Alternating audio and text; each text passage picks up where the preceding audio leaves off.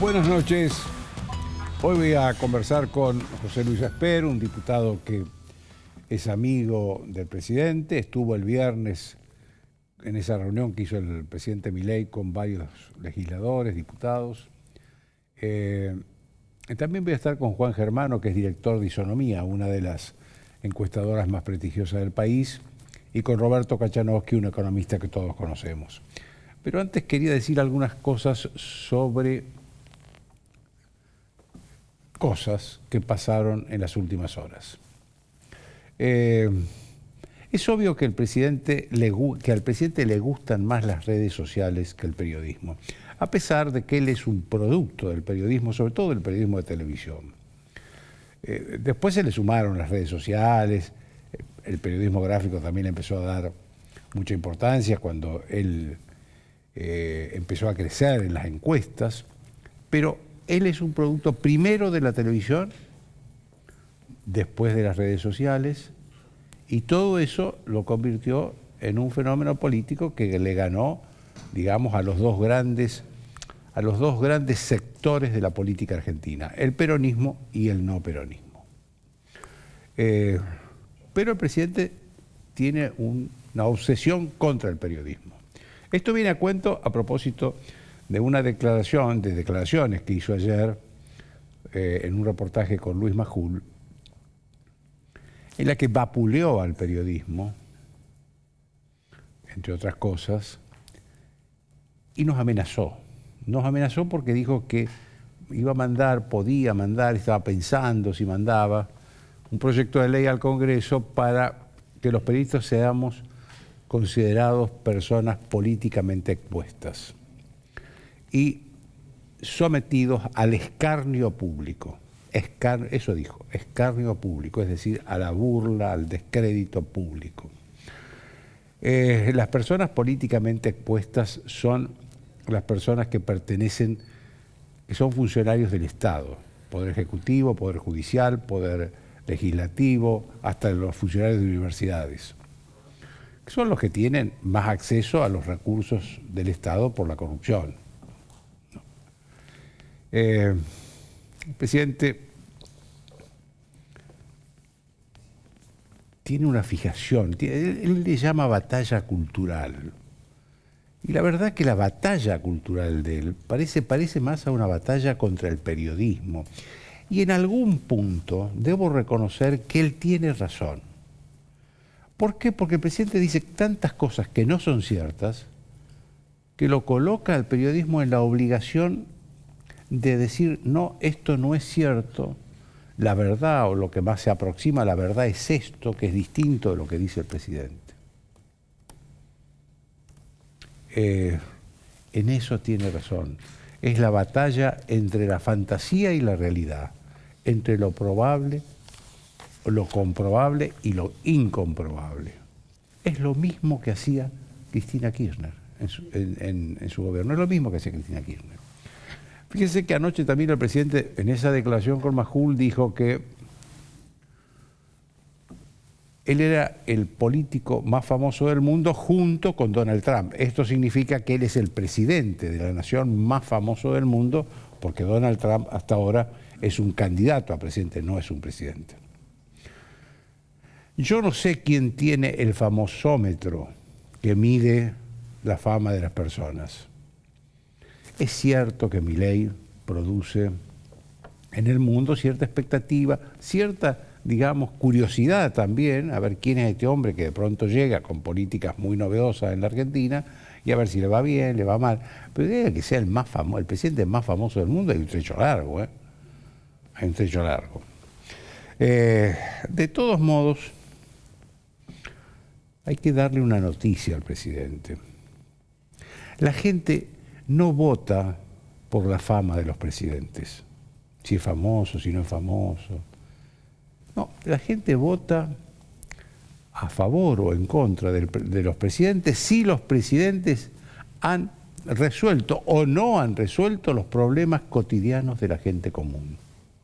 Fíjense que ahora está el problema de la inflación. La inflación bajó, la gente lo toma como una conquista Y según escucho, ahora voy a hablar con Juan Germano, pero según escucho de encuestadores, la gente dice, bueno, baje más la inflación, le agradecemos que haya bajado la inflación, pero baje más la inflación y provoque un poco más con sus políticas de reactivación de la economía. Porque la economía argentina viene desde noviembre del 2011, hace 13 años, entre el estancamiento y la recesión, con muy poquitos cortos periodos de reactivación. Sí, hace 13 años que estamos entre el estancamiento y la recesión. Yo creo que el presidente debe estar viendo algún problema que nosotros no vemos. Hay un método que no falla. Cuando un presidente de la nación o presidenta de la nación empieza a maltratar periodistas, es porque tiene un problema. Cuando le va bien, los presidentes ni se acuerdan del periodismo.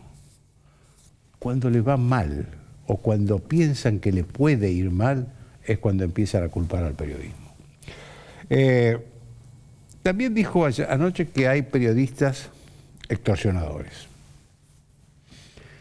Yo debo decir que coincido con algo que escribió un colega al que respeto mucho, Martín Rodríguez Yebra.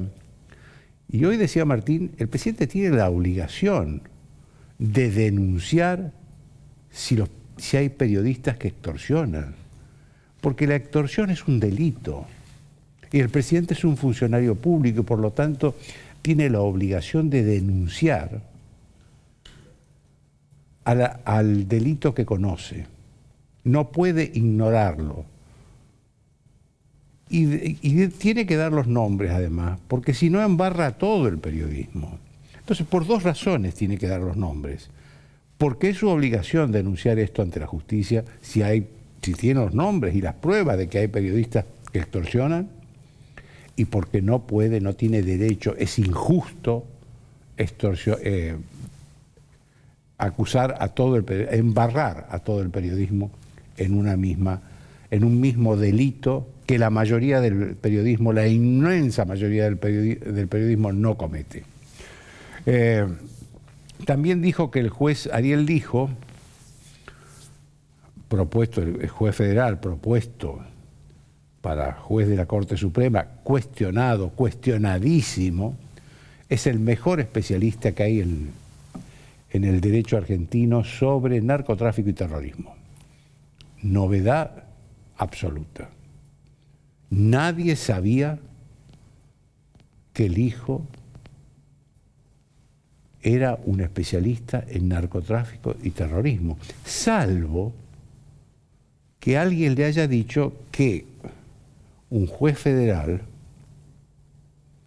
tiene como competencia en su juzgado el narcotráfico y el terrorismo. Pero entonces tiene 30 jueces para elegir de primera instancia, de segunda instancia, de tercera instancia, jueces federales penales, que también tienen como competencia el narcotráfico y el terrorismo. Yo no sé quién le dice esas cosas al presidente. Creo que no es Lijo, pues creo que no tiene relación personal con el presidente. Puede ser Lorenzetti, Ricardo Lorenzetti, el miembro de la Corte Suprema, que es el que llevó la candidatura del Lijo.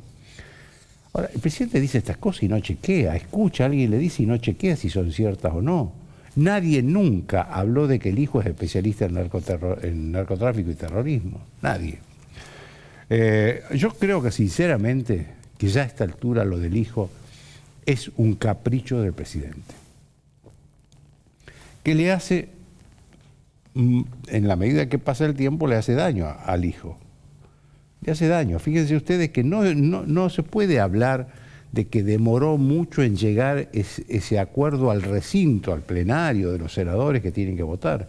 Todavía no lo firmó la comisión de acuerdo, indispensable para que llegue a todos los senadores. No lo firmó la comisión de acuerdo. El paso del tiempo le hace más daño al Lijo y el presidente con estas cosas le agrega más elementos a la dilación, a la demora. Hoy, después de que hizo estas declaraciones, el presidente firmó un decreto por el que limitó los alcances de la Ley de Acceso a la Información Pública. Esto es gravísimo. Sin esa ley, aunque es coherente con lo que dijo, sin esa ley, el periodismo no podría haber avanzado en varias investigaciones sobre la corrupción de funcionarios públicos. Sin esa ley, el periodismo no podría haber avanzado y mostrado quiénes entraban a Olivos y a la Casa Rosada en la presidencia de Alberto Fernández en medio de este escándalo que hay ahora. Y el presidente lo que hace es achicarle poder a esa ley. La verdad es que el periodismo esperaba